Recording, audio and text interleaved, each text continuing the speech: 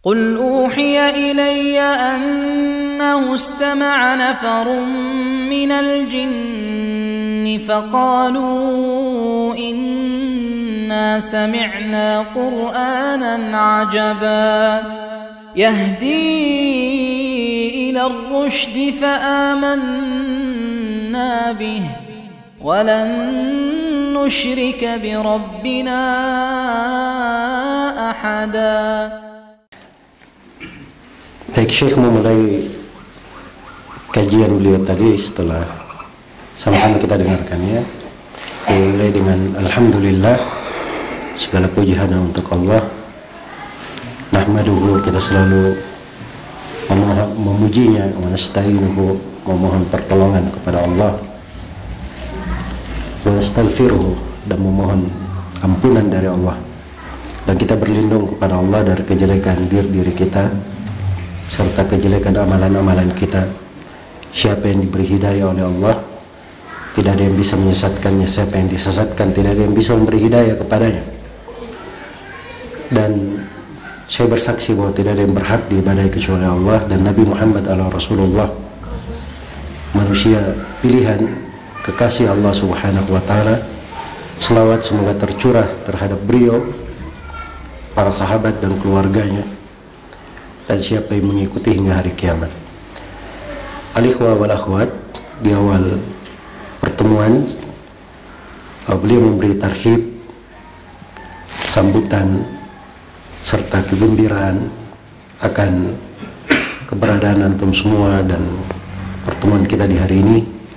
Dan juga beliau mengingatkan akan besarnya nikmat kita saling berwasiat di atas kebaikan.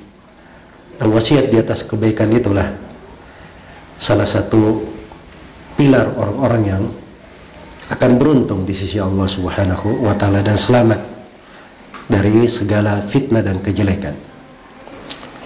Nabi sallallahu alaihi wasallam bersabda, "Badiru bil a'mali fitanan kal qita'il lailil muzlimat." Berlomba-lomba kalian semua dengan melakukan amalan-amalan untuk menghindari fitnah-fitnah yang datang, seperti bagian dari malam yang gelap gulita. Yusbihur rajulu mu'minan wa yumsi kafiran. Di waktu pagi seorang mukmin, di waktu sorenya bisa menjadi kafir. Au yumsi mu'minan wa yusbihu kafiran. Atau di waktu sore dia mukmin, di waktu paginya dia sudah menjadi kafir. Yabi'u dinahu bi'aradan minad dunya. Dia menjual agamanya dengan suatu hal yang hina dari dunia. Dan ini adalah hadits yang sahih, dikeluarkan di dalam kitab As-Sahih, yaitu di dalam Sahih Muslim. Hadits ini, kata beliau, menunjukkan bahwa sepantasnya lah bagi seorang muslim itu pada segala keadaan bersegera dengan amalan-amalan kebaikan sebelum kesempatan luput dari kita, sebelum waktu itu telah dicabut dari kita, dan sebelum datangnya fitnah-fitnah, belum berkecamuknya fitnah-fitnah di tengah kita. Dan fitnah-fitnah yang terjadi itu disebutkan oleh para ulama terbagi dua. Ada fitnah umum yang menimpa semuanya, dan ada fitnah-fitnah khusus yang menimpa pada orang per orang. Fitnah-fitnah khusus itu contohnya seperti yang disebutkan di dalam hadits Hudzaifah ibn al-Yaman radhiyallahu anhuma, ketika Umar bin Khattab radhiyallahu anhu bertanya kepada Hudzaifah atau bertanya kepada para sahabat, siapa yang bisa menceritakan kepada kita hadits dari Rasulullah SAW tentang fitnah. Maka kata Hudzaifah, saya, wahai Amirul Mukminin. Lalu diantara hal yang disebutkan oleh Hudzaifah, fitnatur rajuli, adalah fitnah seorang lelaki pada hartanya, pada keluarganya. Tukaffiruhu salatu was-sadaqatu was-siyam.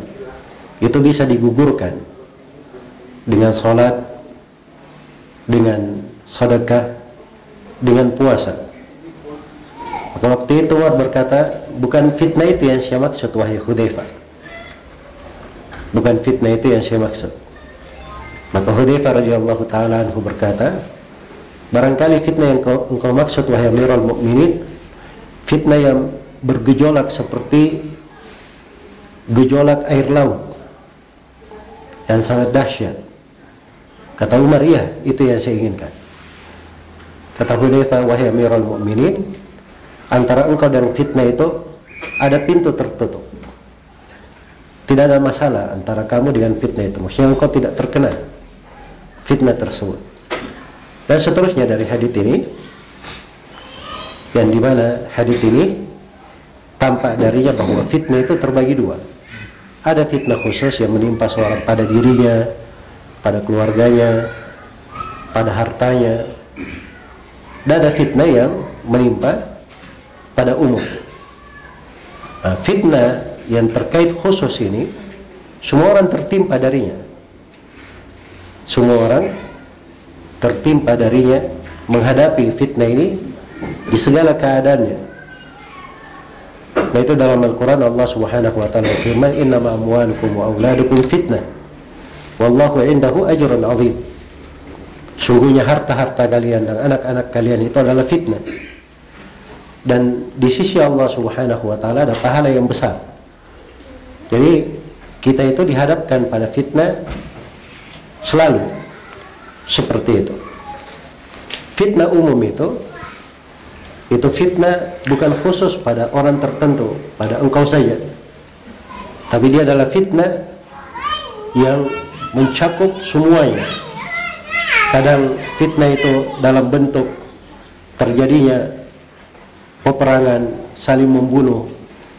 Kadang fitnah itu terkait dengan berbagai syubhat-syubhat yang menimpa. Dan kadang fitnah itu adalah fitnah syahwat yang bisa membahayakan. Dan kadang kita lihat ada fitnah ilhad, orang-orang yang mengajak kepada jalan yang meruntuhkan agama, seperti yang sering kita lihat. Dan fitnah-fitnah yang seperti itu disebut sebagai fitnah umum. Iya. Dan fitnah ini, fitnah umum ini, itu kadang memberi pengaruh, dia pengaruhnya kadang lebih kuat, lebih besar daripada fitnah khusus. Karena fitnah umum itu terjadi menimpa keseluruhan, dan kadang bisa memalingkan seseorang dari agamanya secara keseluruhan. Karena itu datang dalam sebagian riwayat, ketika terjadi fitnah-fitnah itu, maka seorang muslim kadang berkata hadihi wa hadihi. Dia berkata, oh ini ketika fitnah terjadi, oh inilah kebinasaan saya. Begitu terjadi fitnah lagi, oh inilah kebinasaan saya. Saking dahsyatnya dari fitnah tersebut. Karena itu Nabi sallallahu alaihi wasallam telah menyebutkan tentang wahan betapa bagusnya orang yang terhindar dari fitnah itu. Innas sayyida laman junnibal fitan, innas sayyida laman junnibal fitan, innas sayyida laman junnibal fitan. Sungguhnya orang yang beruntung itu adalah orang yang dijauhkan dari fitnah. Orang yang berbahagia adalah orang yang dijauhkan dari fitnah. Orang yang berbahagia adalah orang yang dijauhkan dari fitnah. Jadi kesimpulannya, fitnah-fitnah yang menimpa itu terbagi dua. Ada yang umum dan ada yang khusus. Dan pada fitnah yang umum ini ada pembagian yang perlu kita ketahui. Dan Syekh akan menjelaskannya. Masya. Tuhibbi hadha? Ahsan hadha.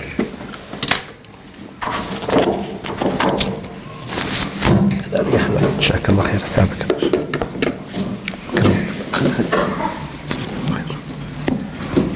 بارك الله فيك. هاتان الفتنتان أيها الإخوة المؤمنون لا يستهين بها المؤمن، فبعض الناس قد يهلك بالفتنة الخاصة ولا يهلك بالفتنة العامة، وبعض الناس وهم الأكثر هم الذين يهلكون بالفتن العامة. الفتن الخاصة كما بينتها هي الأمور التي يقع فيها، وهي المعاصي والذنوب التي يقع فيها الناس، وكل إنسان تخصه فتن أحيانا. فنجد مثلا على سبيل المثال الطالب في المدرسة أو المعلم في المدرسة أو في المعهد له ما يفتنه فيما يتعلق بعمله الذي هو فيه. هذه الفتنة لا يمكن أن يقع فيها عوام الناس الذين لا يذهبون إلى المعهد أو إلى الجامعة أو ما إلى ذلك. إذن المقصود بالفتن هي شهوات النفس والأخطاء التي يقع فيها المسلم بسبب ما تغلبه نفسه عليه. مثلا رجل له زوجتان يميل إلى أحدهما، هذا الرجل وقع في الفتنة لأنه مال إلى إحدى زوجتيه وترك الأخرى. هذه الفتنة لا يمكن أن تقع على من عنده زوجة واحدة مثلا، ما يمكن أن تقع له لأن ليس عنده هذه الفتنة. فإذا الفتن الخاصة تتنوع كثيرا، ولكن أمرها سهل وإن كانت هي خطيرة، لكن أمرها سهل. لماذا؟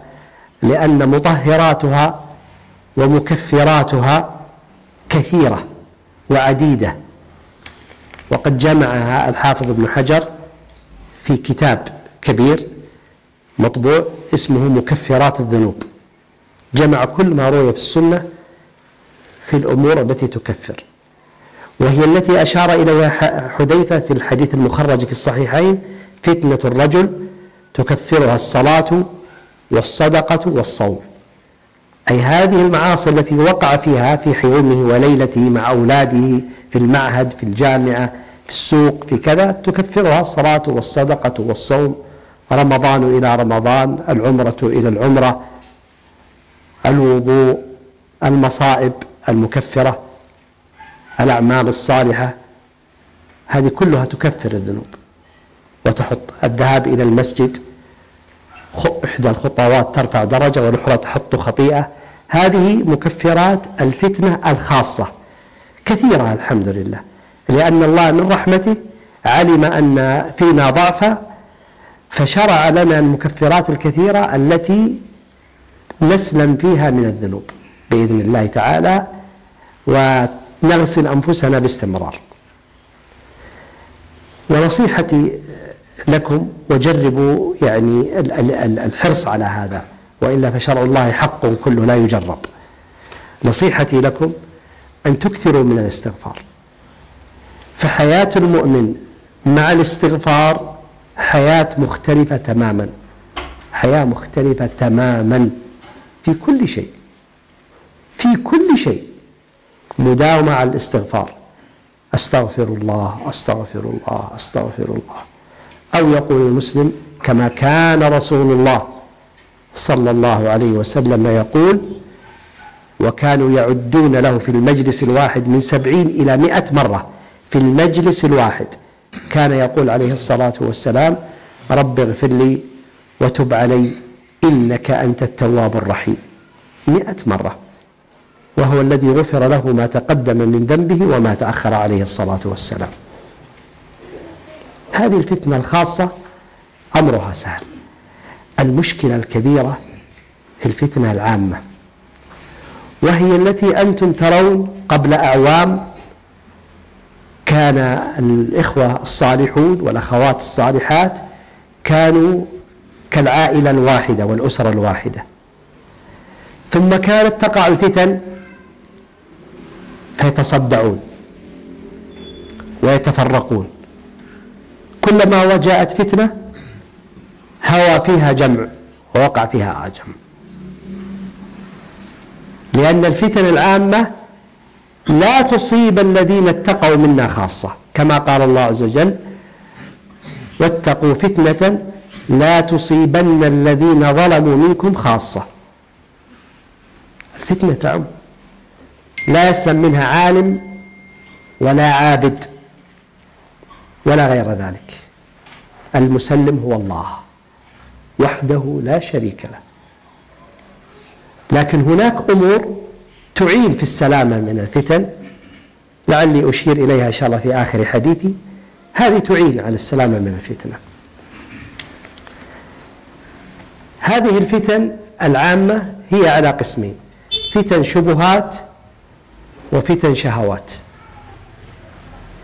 فتن الشهوات سهلة، وهي تدخل بعضها في الفتن الخاصة، بعضها يدخل في الفتن الخاصة، لكنها في الغالب صاحبها يتوب منها. فتنة النساء، فتنة شرب الخمر، فتنة مشاهدة الأفلام، فتنة اختلاط بالنساء، فتنة الأشياء التي تعم الناس كلهم، يعني تقع في الأسواق في كل مكان. هذه سهل، يعني ممكن أن الإنسان بعد 5 سنوات 4 سنوات سنة كذا يرجع ويتوب ويقلع، والحمد لله الله غفور رحيم. لكن المشكلة الكبيرة هي في فتنة الشبهات، وهي القسم الثاني من أقسام الشبهة العامة، وهي التي حذر النبي صلى الله عليه وسلم منها غاية الحذر، وهي غالبا التي يقع فيها الاختلاف الشديد والتفرق بل والاقتتال، كما حدث لخيار الأمة الذين الواحد منهم خير منا كلنا، وهم أصحاب رسول الله صلى الله عليه وسلم. لأن هذه الفتن العامة، وهي التي قال عنها الصحابي: لم نكن نظن أن أهلها حتى وقعت فينا. قال: واتقوا فتنة لا تصيبن الذين ظلموا منكم خاصة. يقول: ما كنا نظن أن أهلها، لقربنا من النبي صلى الله عليه وسلم معنى كلامه، حتى وقعت فينا. تفرق الصحابة قسمين: علي بن أبي طالب رضي الله عنه ومن معه، وعائشة والزبير وطلحة ومن معهم، تفرقوا. هذه الفتنة العظيمة وقعت، سلم من هذه الفتنة نفر قليل من الصحابة، لكن هم رضي الله عنهم كلهم على خير وعلى هدى، اجتهدوا، فمنهم من اجتهد فأصاب فله أجران، ومنهم من اجتهد فأخطأ فله أجر واحد، ونمسك عما شجر بينهم. هكذا هذه الفتنة العامة. سأشير إن شاء الله بعد ذلك إلى كيف نقي أو نتقي هذه الفتنة بإذن الله تعالى. خلي هذا أحسن، أريح شبك. هذا ممكن غير واضح الصوت ترى فيه. لا هذا جيد. Baik, kemudian افتح هذا مغلق.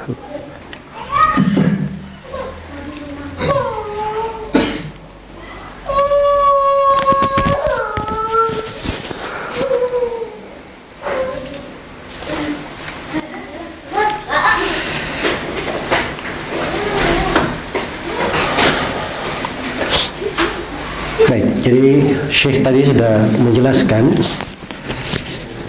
tentang 2 jenis fitnah. Ya, 2 jenis fitnah ini, yang umum dan yang khusus, tidak boleh dianggap remeh dan boleh dianggap sepele oleh seorang muslim. Kadang ada yang jatuh di dalam jurang kebinasaan disebabkan karena fitnah khusus, bukan di fitnah umum. Ada yang sebaliknya, di fitnah umum dia terjatuh, di fitnah khusus tidak. Fitnah khusus telah diterangkannya berbagai hal yang terkait pada diri seseorang, dia jatuh di dalam dosa-dosa, di dalam maksiat, atau pada setiap manusia itu kadang terjadi pada dirinya, tertimpa pada dirinya fitnah, menimpa dia sendiri. Orang lain mungkin belum tentu dia tertimpa dengan itu. Contoh misalnya, ada hal-hal yang terjadi di sekolah dari fitnah pada anak-anak yang sekolah, ujian-ujian, itu mungkin pada orang awam tidak tertimpa hal tersebut karena dia tidak belajar, iya, tidak masuk di dalamnya. Demikian pula misalnya terkait dengan fitnah-fitnah yang menimpa terkait dengan syahwat, ya. Kadang kita melihat pada orang-orang yang jatuh di dalam dosa dan kesalahan-kesalahan, anggaplah di dalam hal yang sifatnya disyariatkan, tetapi dia tertimpa fitnah di situ. Seorang misalnya dia punya 2 istri, tetapi dia condong kepada salah satu dari keduanya, tidak berlaku adil. Ini fitnah menimpa seseorang. Jadi mungkin fitnah ini menimpa orang ini saja yang menghadapi kasus seperti itu. Dia punya 2 istri. Adapun yang tidak seperti itu, mungkin dia tidak mengalaminya. Jadi maksudnya bahwa fitnah khusus itu fitnahnya banyak dan beraneka ragam. Walaupun alhamdulillah fitnah secara khusus ini itu lebih mudah dari fitnah umum. Karena fitnah secara khusus ini obatnya banyak, kemudian hal-hal yang menggugurkan dosa, ya jalan-jalan keselamatan dari hal tersebut juga banyak. Itu yang disebut dengan nama mukaffiratid dzunub, hal-hal yang menggugurkan dosa. Ya seperti yang disebut di dalam hadits Hudzaifah yang telah kita bacakan, fitnatur rajuli itu tukaffiru salatu was-sadaqatu was-siyam. Bisa digugurkan, fitnah yang menimpa seorang itu bisa berjatuhan dengan dia melakukan salat, dengan dia bersedekah, dengan dia berpuasa. Al-Hafidz Ibnu Hajar rahimahullahu taala, beliau punya satu tulisan khusus. Beliau kumpulkan tentang amalan-amalan yang bisa menggugurkan dosa-dosa. Amalan-amalan yang bisa menggugurkan dosa-dosa. Dari amalan-amalan tersebut disebutkan oleh Nabi sallallahu alaihi wasallam tentang ibadah-ibadah, misalnya dari Ramadan ke Ramadan itu penggugur dosa-dosa. Dari sebuah umrah ke umrah yang lain itu bisa menggugurkan dosa dan kesalahan. Seperti dia melangkah ke masjid, pada setiap langkahnya mengangkat derajat dan menggugurkan dosanya. Dia kalau dihitung dalam hal itu, ya banyak sekali. Dan itu dari rahmat Allah Subhanahu wa taala terhadap kita. Allah mengetahui pada kita itu banyak kelemahan. Maka kita dimudahkan pada hal-hal yang bisa menggugurkan dosa-dosa dan kesalahan kita. Karena itu hendaknya kita sibukkan diri kita dengan hal-hal yang seperti itu. Dan dari nasihat saya, kata Syekh, pada banyak hal yang kita alami dari fitnah-fitnah itu adalah kita memperbanyak dari istighfar kepada Allah Subhanahu wa taala, memohon ampun kepadanya. Dan kehidupan dengan istighfar itu kehidupan yang sangat indah sekali. Seakan kita memiliki kehidupan yang berbeda dengan kehidupan kita sebelumnya. Dengan banyaknya kita beristighfar kepada Allah Subhanahu wa taala, maka akan kita dapatkan berbagai karunia, berbagai kebaikan. Karena itu Nabi sallallahu alaihi wasallam, padahal Nabi sallallahu alaihi wasallam seorang yang telah diampuni dosa-dosanya yang telah lalu. Bersamaan dengan itu kadang beliau duduk di satu majlis, satu kali duduk beliau beristighfar lebih daripada 100 kali. Seperti dalam sebagian hadits beliau membaca, Allahumma gfirli wa tub alayya innaka antat tawwabur rahim. Ya Allah, ampunilah saya, beri taubat kepadaku, sungguhnya Engkau maha memberi, maha mengampuni dan maha menyayangi. Beliau ucapkan 100 kali. Padahal beliau ini telah diampuni apa yang telah lalu dari dosa-dosanya. Karena itu kita perbanyak dari istighfar. Pada fitnah yang umum dan fitnah yang khusus, sebenarnya masalah yang terbesarnya itu di fitnah umumnya. Itulah hal yang terbesar. Iya. Karena fitnah umum ini mencakup semuanya. Mencakup semuanya. Dan seluruh dari manusia mungkin bisa tertimpa dengannya. Karena itu kita lihat misalnya di sebagian kita, mungkin tahun-tahun atau beberapa tahun sebelumnya, kita lihat banyak orang-orang yang bersama di dalam seperti satu keluarga. Tiba-tiba di hari-hari ini kita sudah lihat berpisah-pisah, berpecah-pecah. Itu dari fitnah-fitnah umum yang menimpa. Dan fitnah-fitnah umum ini, ya, jangankan kita para sahabat radhiyallahu taala anhum saja tertimpa dengannya. Karena itu Allah Subhanahu wa taala berfirman, wattaqu fitnatan la tusibanna alladziina zalamu minkum khassah. hati-hati kalian dari sebuah fitnah yang tidak menimpa orang yang zalim di antara kalian secara khusus, tapi dia fitnah umum. Tidak selamat darinya. Orang yang berilmu juga tidak selamat. Orang yang ahli ibadah tidak selamat. Tidak pula selainnya.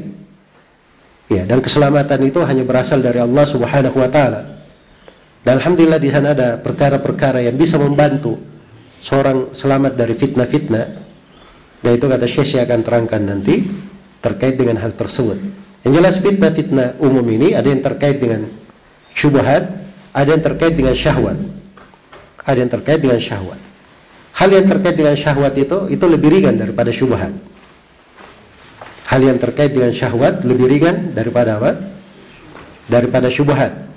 Karena sebagian dari fitnah syahwat ini, misalnya cinta kepada dunia, terfitnah oleh perempuan, kemudian fitnah terkait dengan masalah sebagian hal yang diharamkan, atau sekarang sebagaimana kadang banyak seorang melihat ke media hal-hal yang diharamkan, film-film atau yang semisal dengannya. Itu hal-hal dari fitnah syahwat. Ya, apabila Allah Subhanahu wa taala memudahkan untuknya, lebih mudah baginya untuk bertobat. Ya, mungkin dia jatuh di dalam fitnah setahun, 5 tahun, tapi Allah mudahkan dia kembali dan bertobat padanya. Adapun pada fitnah umum ini, fitnah yang, masalah yang terbesarnya itu sebenarnya pada hal yang terkait dengan syubhat. Pada hal yang terkait dengan syubhat. Karena itu Nabi SAW telah mengingatkan tentang bahaya perpecahan, bahaya perselisihan. Sampai subhanallah para sahabat itu, mereka berkata, kami tidak pernah menyangka bahwa itu terjadi pada kami.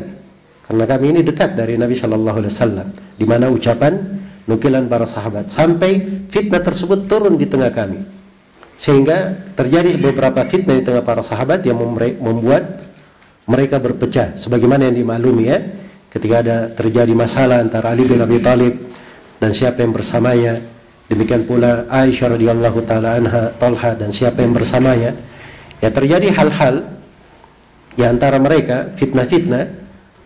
Walaupun dimaklumi ada sejumlah sahabat yang selamat dari fitnah itu, tidak ikut kemanapun, tapi itu jumlah yang sedikit. Iya. Tapi bersamaan dengan itu, kalau berbicara tentang para sahabat, walaupun mereka tertimpa ujian seperti itu, mereka semuanya di atas kebaikan, karena semuanya adalah orang-orang yang berijtihad. Semuanya mendapat pahala pada hal yang mereka berijtihad di dalamnya.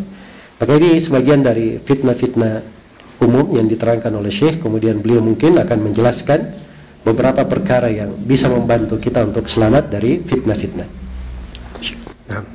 ولذلك النبي صلى الله عليه وسلم كان حريصا على أن ينبه الصحابة ويحذرهم غاية الحذر ويبين لهم غاية البيان ما يتعلق بأن هذه الفتن أنه ينبغي للمؤمن أن يكون متيقظا لها، لا يكون غافلا. فكان يعلم الصغار والكبار ويحذرهم تحذيرا شديدا من الفتن، بل إنه صلى الله عليه وسلم كان كثير التعوذ من الفتن وهم يسمعون. وقد أمرهم صلى الله عليه وسلم أن يتعوذوا بالله من الفتن في صلاتهم، فقال إذا تشهد أحدكم فليتعوذ بالله من 4: من عذاب جهنم وعذاب القبر وفتنة المسيح الدجال، وهي إشارة إلى الفتن العامة، وفتنة المحيا والممات، وهي الفتن الخاصة. هاتان إشارة من كل يوم في الصلاة. وكان الصحابة، الحديث مخرج في الصحيحين، وكان صلى الله يعني كان الصحابة يقولون كنا نعد من لم يتعوذ بالله منها أنه لم يصلي، أي لم تتم صلاته. فكان جمع منهم يوجبونها في الصلاة، لأن النبي صلى الله عليه وسلم قال فليتعوذ بالله من 4. فلا بد إذا من التعوذ. نحن مشكلتنا أننا لا نتصور خطورة الفتنة، ولهذا ما نفكر فيها كثيرا، نظن أن الأمر هين. ولهذا قلت لكم في الحديث الذي ذكرته لكم آنفا، قال واها، هذا النبي صلى الله عليه وسلم، واها إن السعيد لمن جنب الفتن. هكذا يقول صلى الله عليه وسلم. إذن أنت تريد، إذا كنت أعطاك الله السعادة فسيجنبك الفتنة. وتلحظون هذا في أوساطكم، رجل منذ أن عرفتموه وإلى اليوم وهو يسير في طريق مستقيم، ما يزيده العمر إلا ثباتا. ولهذا حين قيل لأحمد رحمه الله تعالى ثبتك الله على الإسلام، فقال رحمه الله وعلى السنة، أي على الإسلام والسنة، ثبتك الله. ومرة قيل توفاك الله على الإسلام، قال وعلى السنة. الثبات مهم في زمن الفتن، في زمن الفتن التي يصبح الرجل مؤمنا ويمسي كافرا. إذن كان صلى الله عليه وسلم يهتم بتنبيه الصحابة رضي الله عنهم من الفتنة، ويحذرهم منها غاية الحذر، ويبينها لهم غاية البيان، حتى مع الصغار. اسمعوا ماذا قال لابن عباس وكان عمره نحو من 11 عاما أو 12 عاما تقريبا، كان رديفا له أي راكبا معه على الحمار، فقال له يا غلام، غلام 10 مثل هذا الغلام الصغير قبل قليل كان هنا، ما قال هذا صغير، أراد أن ينبه ويعلمه، قال يا غلام إني أعلمك كلمات احفظ الله يحفظك، احفظ الله تجده تجاهك، إذا سألت فاسأل الله، وإذا استعنت فاستعن بالله. الحديث حديث مهم جدا ويحتاج إلى شرح، يعني محاضرة أو درس كامل، ولكن الشاهد من قوله صلى الله عليه وسلم لابن عباس ذلك الغلام الذي لم يبلغ مبلغ الرجال، قال له احفظ الله يحفظك، أي أيها الغلام الصغير احفظ الله في حدوده وأوامره ونواهيه، 3. احفظ الله في حدوده وأوامره ونواهيه. بحدوده فلا تعتديها، تتعداها يعني، وبأوامره بفعلها، وبنواهيه في البعد عنها. هذا معنى كلام. ما النتيجة إذا حفظ العبد هذه ال3؟ ما النتيجة؟ يحفظك الله، احفظ الله يحفظك. سبحان الله، احفظ الله يحفظك. ونبهه صلى الله عليه وسلم على ما يعين على الحفظ، قال إذا سألت فاسأل الله، وإذا استعنت فاستعن بالله. طيب، إذا حفظ العبد هذه ال3 حدود الله، وتلك حدود الله فلا تعتدوها، وما آتاكم الرسول فخذوه وما نهاكم عنه فانتهوا. الأوامر تفعل، النواهي، هذه ال3 فعلها المسلم. ما النتيجة؟ يحفظك الله. يحفظك الله في ماذا؟ في أمرين. يحفظك الله في أمرين: يحفظك في نفسك وأهلك ومالك، فلا تقع في البلاء ولا تقع في الفتن. صحتك طيبة، زوجتك طيبة، أولادك طيبون، حياتك مستقرة، أنت في خير، في راحة، لا تجد مشاكل. الله حفظك لأنك حفظت حدود الله. طيب، في نفسك. الثاني يحفظك في دينك، وهذا المهم، هذا الحفظ في الدين. أن يحفظك في دينك فلا ترتد ولا تكن ضالا أو مبتدعا، يحفظك الله من ذلك كله. هذا المعنى وهو المهم، احفظ الله يحفظك، فلا يقع الإنسان في فتن عظيمة، فتنة الارتداد عن الدين. ألا تجدون الآن بعض المثقفين وأساتذة الجامعات وبعض اللاعبين وبعض المسؤولين والسياسيين وغيرهم وقع في فتنة إنكار وجود الله عز وجل؟ نسأل الله العافية. وقع، هذا لم يقع في يوم وليلة، وقع بعد مدة، لها أسباب طبعا. فيحفظك في دينك، ففتنة لا يرتد عن الإسلام ولا يقع في البدعة الضلالة التي تكون سببا في طرده عن حوض النبي صلى الله عليه وسلم، لأن البدع من شؤمها أنها يتفرق المؤمن فيها مع النبي صلى الله عليه وسلم في أول موضع اجتماع، أول موضع اجتماع بين المؤمنين وبين رسول الله صلى الله عليه وسلم في عند الحوض، يطردهم رسول الله صلى الله عليه وسلم، تطردهم الملائكة، لا يشربون من حوضه، كما أنهم أعرضوا عن حوضه في الدنيا وهو السنة ولم يعملوا بها، طردوا عن حوضه في الآخرة. الذي يذهب ويستقي دينه من الشيوخ الطرقيين ويترك سنة رب العالمين وسنة نبيه صلى الله عليه وسلم، الذي يأخذ من زعماء طريقته ومنهجه ويخبر بالأحاديث الصحيحة والأدلة الصحيحة فيتركها، هذا معرض، نسأل الله العافية والسلامة، هذا على هلكة وهو من المبتدعة. فإذا حفظ الله عز وجل لك يحفظك من الارتداد عن الدين ومن الوقوع في البدعة ومن الوقوع في المعاصي. فصارت عندنا حفظ الله للعبد طيب يكون في نفسه وفي دينه، نفسه وأهله وماله، ويكون في دينه. وهذه على 3 أنواع، تكون في ماذا؟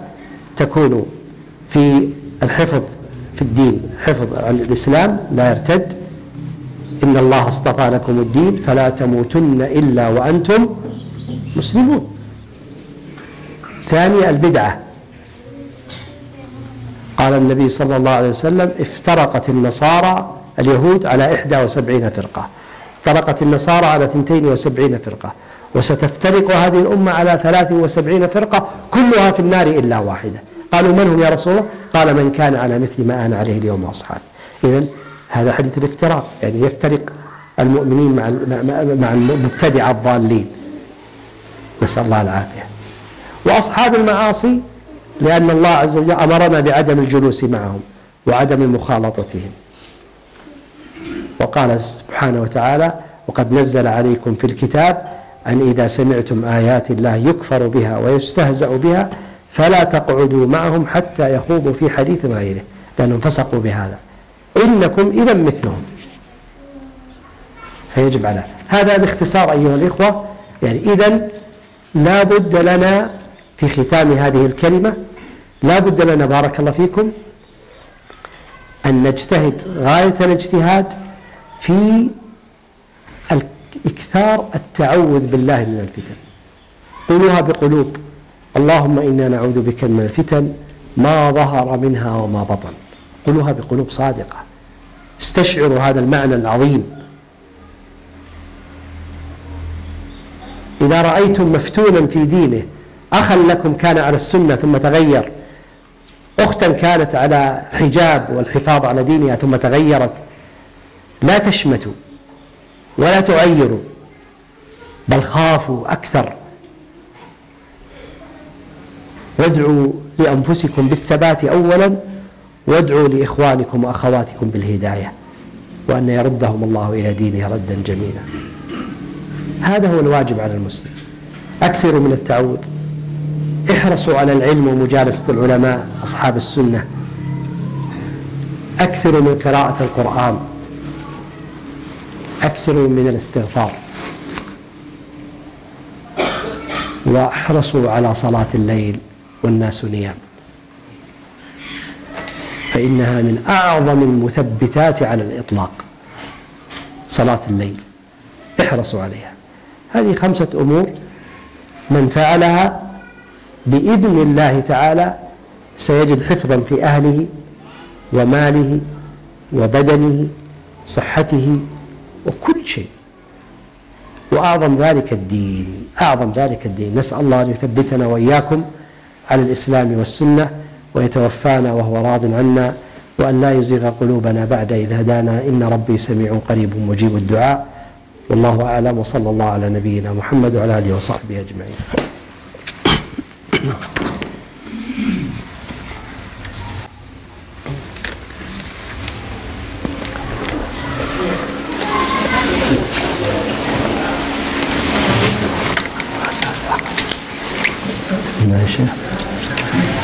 خلي لك خلي وش اشرب.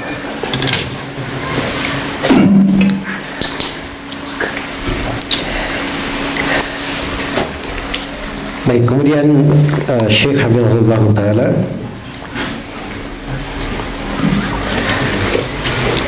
menjelaskan bahwa adalah Nabi SAW.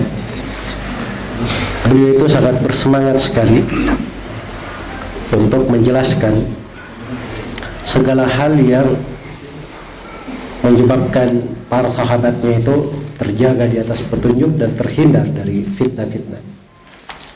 Jangan sampai ada kelalaian. Bahkan Nabi SAW mengajarkan hal itu kepada orang-orang dewasa, bahkan kepada anak-anak kecil.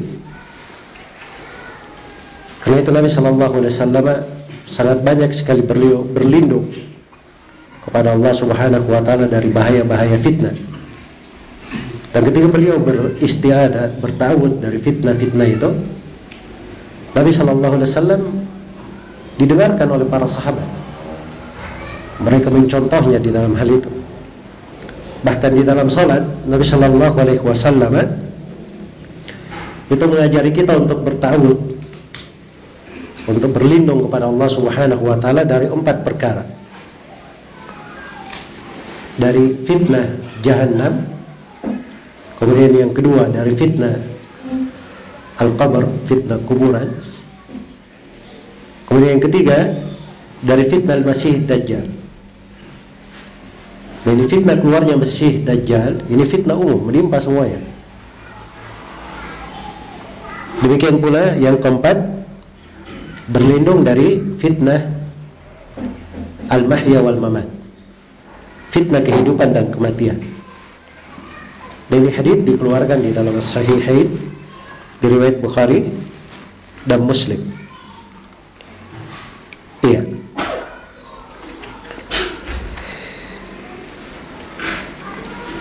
Berlindung dari 4 perkara ini di dalam sholat itu dipandang oleh sebagian sahabat bahwa kami tidak sholat kecuali berlindung dengan hal itu.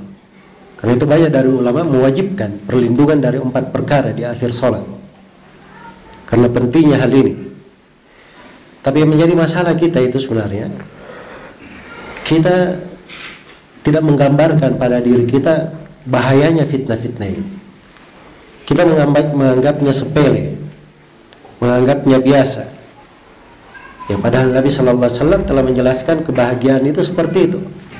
Betapa indahnya kebahagiaan dalam hadits yang telah dibacakan tadi. Inna sayyida laman junni wal fitan. Orang-orang yang beruntung itu adalah orang-orang yang dijauhkan dari fitnah. Kita melihat ya pada di tengah kita kadang ada orang-orang yang tadinya diafiat kemudian tertimpa oleh fitnah-fitnah tersebut. Iya. Orang-orang yang tadinya misalnya tertimpa, berada di atas kebaikan, kemudian dia melenceng dari hal itu. Karena itu berlindung teguh di atas petunjuk Nabi SAW dengan berlindung dari fitnah-fitnah itu adalah jalan kebahagiaan. Makanya Imam Ahmad rahimahullahu ta'ala pernah ada yang mendoakan beliau, lalu orang itu berkata, "Tsabbatakallahu alal Islam."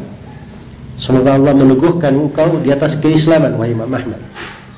Kata Imam Ahmad, wa ala sunnah. Maksudnya doanya itu kurang. Minta kepada Allah untuk saya, semoga Allah meneguhkan kamu di atas Islam dan di atas sunnah. Dan di riwayat lain ada yang mendoakan beliau, tawaffakallahu alal Islam. Semoga Allah mewafatkan engkau di atas keislaman. Kata beliau, wa ala sunnah. Dan semoga saya diwafatkan di atas Islam dan di atas sunnah. Iya. Ini keteguhan pada saat fitnah itu perkara yang sangat penting sekali, hal yang sangat besar, dan itulah yang menyelamatkan. Karena itu Nabi Shallallahu Alaihi Wasallam sangat memperhatikan hal ini, pengajarannya terhadap para sahabatnya radhiyallahu taala anhu, bahkan kepada generasi muda, anak-anak kecil dari para sahabat. Nabi Shallallahu Alaihi Wasallam sudah melatih mereka, mengajari mereka. Nabi Shallallahu Alaihi Wasallam berkata kepada Ibnu Abbas, ya gulam, inni u'allimuka kalimat, ihfadillaha yahfadka, ihfadillaha tajidhu tujahak, idza sa'alta fas'alillah, wa idza ista'anta fasta'in billah. Wahai anak muda, sesungguhnya saya akan mengajari kamu beberapa kalimat. Nah, dikatakan kamu wahai anak kecil, tapi disebut wahai pemuda. Ini untuk mengajari dari keteguhan agamanya, hal yang dia pegang. Ihfadillah, peliharalah Allah. Niscaya Allah akan memeliharamu. Apa artinya memelihara Allah itu? Kata beliau pada 3 hal. Yang pertama pada hudud, fi hududihi, pada batasan-batasan Allah. Yang kedua pada awamirihi, perintah-perintahnya. Dan yang ketiga pada nawahihi, pada hal-hal yang dilarang oleh Allah. Jadi kalau dikatakan pelihara oleh Allah, artinya tepati batasannya, jangan lewati batasan-batasan Allah. Iya. Kalau dikatakan pelihara oleh Allah, itu artinya lakukan, pelihara Allah, jaga Allah dengan melakukan segala perintahnya. Pelihara Allah itu artinya kita menjaga Allah dengan meninggalkan segala yang dilarang. Jadi ihfadillaha yahfadka. Iya. Jagalah Allah, pasti Allah akan menjagamu. Kemudian setelah itu Nabi tidak cukup memberi wejangan itu, jaga Allah, tapi diberi sesuatu dari amalan yang membuatnya tertolong untuk bisa menjaga perintah-perintah Allah, menjaga Allah pada 3 hal. Karena itu dikatakan pada kelanjutannya, wa idza sa'alta fas'alillah, wa idza ista'anta fasta'in billah. Kalau kamu memohon, mohonlah kepada Allah. Dan kalau engkau mengambil pertolongan, ambillah, mohonlah pertolongan kepada Allah Subhanahu wa ta'ala. Iya. Jadi menjaga Allah itu pada 3 hal. Sekali lagi, menjaga Allah pada berapa? Pada 3 hal. Yang pertama pada menjaga batasan-batasan Allah. Tilka hududullah fala ta'taduha. Itulah batasan-batasan Allah, jangan kalian melampauinya. Sebagaimana menjaga Allah dengan melaksanakan perintahnya dan meninggalkan apa? Larangannya. Karena Allah firman, wa ma atakumur rasulu fakhudhuhu wa ma nahakum anhu fantahu. Apa yang dibawa oleh Rasul, maka terimalah dia. Dan apa yang dilarang oleh Rasul, maka hendaknya kalian berhenti. Itu makna pelihara oleh Allah. Nah, balasannya, kalau seorang menjaga Allah, maka Allah akan memberikan penjagaan juga untuknya. Yahfadka, ihfadillaha yahfadka. Niscaya Allah akan menjagamu. Dan penjagaan Allah untuk seorang hamba itu ada 2. Ada 2. Ya, kalau dia sudah dijaga oleh Allah, itu penjagaan Allah untuk hamba ada 2. Penjagaan yang pertama, penjagaan pada dirinya sendiri, pada keluarganya, pada hartanya. Iya. Dia akan dijaga oleh Allah Subhanahu wa ta'ala, sehingga dia selalu mendapatkan kebaikan. pada dirinya, pada keluarganya, pada hartanya. Nah, penjagaan yang kedua, dan ini yang lebih pentingnya, dia dijaga pada agamanya. Dia dijaga pada agamanya, sehingga dia dihindarkan dari kemurtadan, dihindarkan dari kesesatan, dan dihindarkan dari hal-hal yang merusak agamanya. Iya. Karena itu kita melihat ya, ada orang-orang yang kadang dia dihitung di golongan terpelajar, disebut sebagai seorang akademisi, tapi bersamaan dengan itu mengingkari tentang adanya Allah. Nah, ini kan orang yang tertimpa fitnah, tidak terjaga pada agamanya. Iya. Menjatuhkan dia jatuh ke dalam hal-hal yang membawanya kepada kemurtadan, waliyadzubillah. Sebagaimana seorang itu kalau dijaga oleh Allah pada agamanya, dia akan dihindarkan dari bid'ah-bid'ah. Karena bid'ah ini sebab seseorang itu diusir dari rahmat Allah Subhanahu wa ta'ala. Coba bayangkan saja pada hari kiamat ada orang-orang yang diusir dari telaga Nabi sallallahu alaihi wasallam. Sebabnya karena bid'ah. Padahal kita ini semenjak kita hidup, kemudian kita diwafatkan, lalu dibangkitkan pada hari kiamat, awal perjumpaan kita dengan Nabi sallallahu alaihi wasallam itu di padang mahsyar. Di perjumpaan yang pertama dengan Nabi, dia sudah diusir. Apa sebabnya? Karena dia melakukan bid'ah-bid'ah, maka dia diusir di awal perjumpaan dengan Nabi sallallahu alaihi wasallam. Ada orang-orang yang kalau dikatakan disampaikan padanya hadits-hadits yang sahih, dia ingkari, dia tinggalkan, dia tolak. Ya. Jadi semuanya dari bentuk bid'ah-bid'ah. Sebagaimana kalau seorang itu menjaga Allah, dia akan dijaga dari kemurtadan, dijaga dari bid'ah-bid'ah, dan dijaga juga dari maksiat-maksiat. Iya. Karena itu seorang memohon kepada Allah agar supaya dijaga dan dipelihara, dia lakukan, dia pelihara Allah Subhanahu wa ta'ala, agar supaya dia dikuatkan di atas keislaman. Fala tamutunna illa wa antum muslimun. Jangan sekali-sekalian kalian meninggal kecuali sebagai seorang muslim. Dia dijaga dari bid'ah-bid'ah karena dia berpegang dengan sunnah. Iftaraqatil yahudu ala 71 firqah wa iftaraqatil nasara ala 72 firqah wa sataftariqu ummati ala 73 firqah kulluhum finnar illa wahidah. Orang Yahudi terpecah menjadi 71 golongan, orang Nasara terpecah menjadi 72 golongan, dan umatku akan terpecah menjadi 73 golongan. Ada perpecahan itu disebabkan karena bid'ah. Daya selamat itu cuma satu, orang yang menempuh seperti jalan Nabi SAW dan para sahabatnya. Demikian pula maksiat-maksiat itu ditinggalkan.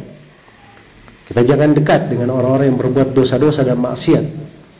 Karena dalam Al-Quran Allah Ta'ala firman, wa qad nazzala 'alaikum annahu idza anzala fil kitabi an idza sami'tum qad nazzala 'alaikum fil kitabi an idza sami'tum wa qad nazzala 'alaikum fil kitabi an idza sami'tum ayatillahi yukfaru biha wa yustahza'u biha fala taq'udu ma'ahum hatta yakhudu fi haditsin ghairuh innakum idzan mithluhum. Telah turun di dalam untuk kalian di dalam Alkitab bahwa kalau kalian dengar ayat Allah dikafiri atau diolok-olok, jangan kalian duduk bersama mereka sampai mereka berpindah kepada pembicaraan yang lain. Kalau tidak, kalian sama seperti mereka. Kalian sama seperti mereka. Jadi seperti selalu diingatkan oleh Syekh ya di beberapa pertemuan, musibah yang menimpa banyak orang sekarang ini, gampangan dia lihat YouTube ceramahnya, oh ini si fulan bikin apa lagi, ahlul bidah dia tahu, dia dengar, seakan-akan ini jadi pahlawan, tapi pahlawan kesiangan. Masuk, dia dengar bidahnya, dia tahu ini orang menyimpang, cuma mau tahu saja, akhirnya kadang singgah di hatinya. Dan ini dari fitnah-fitnah yang kadang seorang bergampangan ya dengannya. Maka hal-hal yang seperti itu perkara yang harusnya kita menghindarinya, jangan kita mendekatinya. Kemudian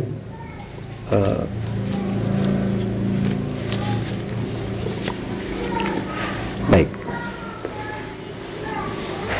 Jadi kesimpulannya kata Syekh Hafizahullah, kita harus ada ijtihad, bersungguh-sungguh untuk berlindung kepada Allah Subhanahu wa taala dari fitnah-fitnah. Ya. Para sahabat itu mereka berkata, "Wa na'udzubillahi minal fitan ma dhahara minha wa ma batan." Kami berlindung kepada Allah dari segala fitnah yang tampak maupun yang tersembunyi. Kita mohon kepada Allah Subhanahu wa taala hal tersebut dengan sepenuh hati. Kita memohon dengan sepenuh hati. Selalu kita mengulanginya. Kalau ada orang yang kena fitnah tadinya baik kemudian dia berubah, jangan kita mencelanya. Jangan kita membicarakannya, menjelekkannya, menghinakannya. Bahkan kita berdoa kepada Allah supaya dia diberi hidayah dan memberi keteguhan kepada kita. Memberi keteguhan kepada kita. Kemudian di akhirnya beliau menjelaskan secara ringkas 5 sebab dari hal yang membuat seorang itu diselamatkan dari fitnah. Yang pertama adalah kita memperbanyak dari mempelajari ilmu agama. Memperbanyak dari mempelajari ilmu agama. Kemudian yang kedua, duduk dengan orang-orang yang berilmu. Bergaul dengan orang-orang yang berilmu. Kemudian yang ketiga, punya perhatian yang baik terhadap Al-Quran. Punya perhatian yang baik terhadap Al-Quran di dalam membacanya, tadabbur, di dalam mengamalkannya. Kemudian yang ketiga, yang keempat, banyak beristighfar kepada Allah Subhanahu wa taala. Kemudian yang kelima adalah banyak seorang itu baik di dalam melakukan sholat malam. Sebab sholat malam itu dari sebab yang sangat besar sekali yang menjaga seseorang dari fitnah-fitnah. Maka ini 5 hal, apabila kita continue padanya, menjaganya, maka itu adalah hal yang insya Allah akan menghindarkan kita dari segala fitnah, yang umum maupun yang khusus. Yang umum maupun yang khusus. Kemudian di akhirnya Syekh mengingatkan bahwa setiap dari orang mungkin tertimpa dari fitnah. Apa saja bisa seorang tidak ada yang selamat, maka dia hendaknya menjaga 5 hal ini. Dan beliau doakan semoga kita semua diteguhkan di atas keislaman dan di atas sunnah dan dijauhkan dari segala fitnah. Dan beliau telah tutup dengan salawat untuk Nabi kita Nabi Muhammad sallallahu alaihi wa alihi wasallam. Ya Allah taala. Jazakallah khair.